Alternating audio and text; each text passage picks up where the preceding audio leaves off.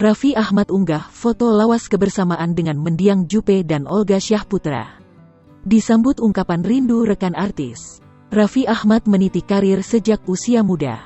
Suami Nagita Slavina itu kini menjadi artis papan atas tanah air.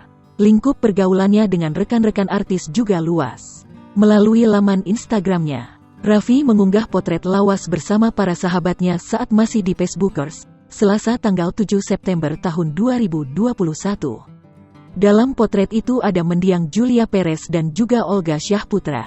Selain itu juga ada Chande Kelvin, Jessica Iskandar, Tara Budiman dan Papam. Mereka duduk bersama di sofa.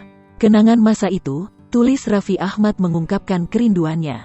Persahabatan mereka tidak hanya terjalin di layar kaca namun juga di kehidupan sebenarnya. Raffi dan Olga sudah bersahabat sejak lama. Keduanya kerap bekerja dalam proyek yang sama. Olga meninggal dunia pada tanggal 17 Maret tahun 2015. 2 tahun berselang, Julia Perez meninggal dunia pada tanggal 10 Juli tahun 2017. Di kolom komentar ramai rekan artis juga mengungkap kerinduan momen kebersamaan tersebut. Sederet warganet juga ikut menuliskan kerinduannya.